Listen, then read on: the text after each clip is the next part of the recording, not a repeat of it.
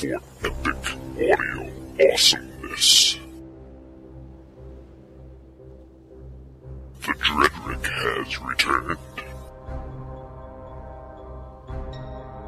to shed some light on the Night Elf matchup.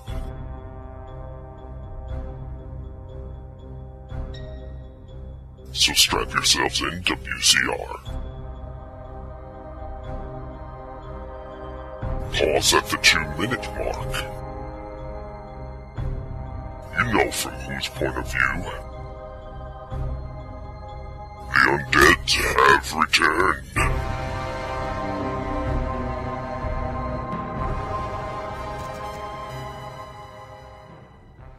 Human Towers are laying. This audio commentary has been copyrighted by WCReplays.com 2008. Don't go stealing it. Or Dredrick and Mr. Signets will come to your house and club you over your goddamn head, bitches.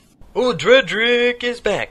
No slacking, I'm a yakking on how to beat the Night Elves. When the Demon Hunter comes packing. What's up, everybody? This is Dredrick here with a fantastic audio commentary. Copyright 2008, WCReplays.com.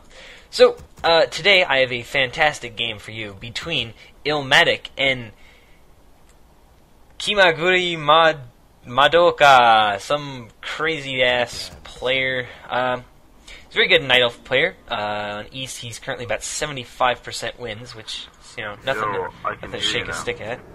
Hey, Brandon, what's up? I'm recording my audio. Alright. Where was I? Oh, yes. Sorry. Arfon Vent. So, first thing to think about is the map. We're playing on Tenera Stan. What is your opponent going to do? Well, Alter Heroes are pretty strong in this map in general, mostly because you can get the extremely fast level 2 off this top camp if your opponent Ancient of War creeps, and any opponent worth his weight in salt will do that. Actually, salt's kind of expensive. Worth his weight in rice? Well, no, rice is kind of expensive too. Worth his weight in iron. Yes, there we go, impure iron. Nice, dirt cheap impure iron. What this means is that your harass is going to be not quite as effective, and I'll explain why. And also, creeping is going to be not quite as effective, and I'll explain why. But let's go ahead and get this unpaused from the 2-minute mark here. In 3, 2, 1, unpause. 203, 204, 205. Okay, so you're going to do the Crypt Altar Ziggurat build on this map, because you want fast ghouls to be able to creep and tech faster, and you want the fast Death Knight so you can go and stop your opponent from getting a very quick level 3. You do want to open this with sort of a harass, because if your opponent decides to double Ancient of War creep, then he's going to get level 3 extremely quickly, and you're going to be very screwed. What Ilmatic is going to do is he's going to open this up by creeping one camp on his way to the Night Elf base, which is pretty smart, because you're not going to get there in time to stop the elf from creeping his main camp, getting level 2. But at the same time, if you wait too long, then he's going to be able to go and get level 3. So you do something slightly effective, get yourself just a little bit closer to level 2, and some skeletons on the way. Notice that the Night Elf player lost his creeping archer in Ancient of War. This is one of the mistakes that he does make. I think he's like sleepwalking or something, because he's a pretty damn good player. And he's got like 300 APM or something, so he's probably pretty attentive. It doesn't make it a bad game. It's still a good game. And in fact, for those of you that have trouble against the Demon Harass, you should be very glad that he did that, because that is not that he wouldn't have anyways. He might have, but it's going to sort of make him play the Harass game early on until he gets some archers in his handout. So Ilmatic is coming in to whack on some Moonwells, go for some Wisps, whatever. This is usually what you want to do when the Demon Hunter's not in. Now notice that he has not picked a skill point. This is pretty important, because if he gets mana burned, which you're usually going to want to do, if the Demon Hunter's not around, then you could go for Coil and try to get some Wisps. But if he mana burns you like that, you are very often going to want to go for Aura. And that's because that'll allow you to kind of keep ahead of the Demon Hunter until he gets boots.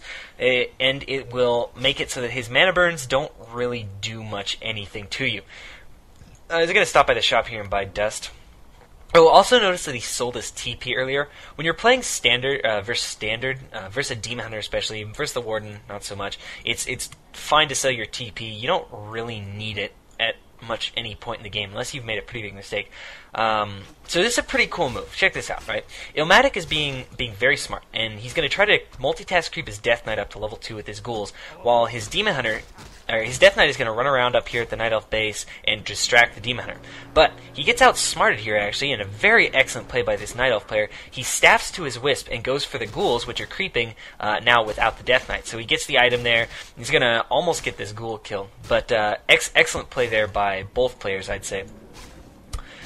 And right here, you see the importance of having a nice base. The ghoul is able to hide back there. Right about now is Illmatic's actually late on his second crypt. You want to have your second crypt and your graveyard going up at the halfway mark to your tier 2 tech, so you can get Gargs ASAP. You notice Illmatic is trying to go for just some wisps or whatever, but the Night Elf's base is so good that if he goes in to either of the areas where the wisps are, he could hide his archers potentially, and since he doesn't have coil, the Demon Hunter might staff back or something. In any case, it's not going to turn out good if he gets stuck back there by the hide archers, or even just by the archers chilling out. So excellent base by the Night Elf, saves his wisps and forces the Death Knight to just kind of come packing back to deal with this Demon Hunter harass. So at this point in the game, you've got Aura level 1. You can't really push without coil. It's just not a very good idea. And the Demon Hunter's chilling out here. His goal is to get to tier 2, throw up his Ancients of Lore so he can start making Dryads, and get a Panda out and start creeping up the Panda to deal with your ghouls and your gargoyles. Your goal at this point, you just want to start creeping up your heroes. That's the only really good option you have at this point. And this is when the Demon Hunter harass is going to be kind of annoying. Notice that the second crypt being late is kind of making his Gargs a bit slow. He should have both the crypts pumping them back now. Same thing, the Demon Hunter canceled his third Zig. So here's how you want to deal with this Demon Hunter harass. You're going to just have to creep. You can't really get him to go away short of getting a surround on him. And here's how you're going to do this. You're going to wait till he comes in for the creep, and then you're just going to back off and go for the easy surround. And if you get it, great, he'll have to staff out or TP out or just die. If you don't get it, don't worry, just turn back around and keep creeping. Your point is to not let him just bully you around like that. You don't want to just let him whack on ghouls, so when he gets too deep into your army, just go ahead and just go for the quick surround. Notice these two creeps. One of the interesting things about this map, I think, is that the once you kill the wizard, it's kind of annoying because you can't see those two rogues there, and it's kind of funny. Some maps like the Murgles, like those invisible Murgles, that actually sleep at night. Like these creeps, if you walk over there, they'll start whacking on you because they don't sleep. But the Murgles, they'll go invisible and they'll be asleep, so you can't start creeping the camp if you kill all the non-invisi ones. Kind of funny. Anyway.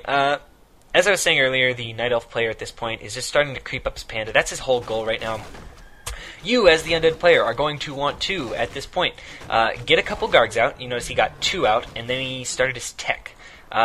You don't necessarily have to start your tech this early. Basically, the whole thing with your tech is you want to do it when you have enough gold so that you can tech while still continuing to make gargoyles. Send your gargoyles, go for wisps, whatever. Basically, what you want to do at this point is just not let the Night Elf be alone. Because if you leave him alone, he's just going to creep up his Panda to level 3, which is going to make your life a living hell. So the ghouls are going to stay at home right now because you'll need lumber for tech, for throwing up your tier 3 buildings, for teching up your gargoyles, for getting your lich, and all that goodies. Your gargoyles are just going to fly around and go for wisps. Now, he doesn't really have a good way to deal with your Garg harass short of sending his archers to his base and camping him there, which is great for you because that means that the Panda's not going to be creeping. And also remember, because once he gets to tier 2, which he's going to do at the same time or maybe even a little later than you, he's then going to have to build his Ancients of Lore and then going to have to start making Dryads, as opposed to you, who just hits tier 2 and then instantly is making Gargoyles. So you should have a bit of initiative here and be able to get this harass going. What the Death Knight's going to do at this point, since he can't really go do much, he's basically just going to run around, occupy the heroes, try to mess with the Night Elf, get him to try and chase you.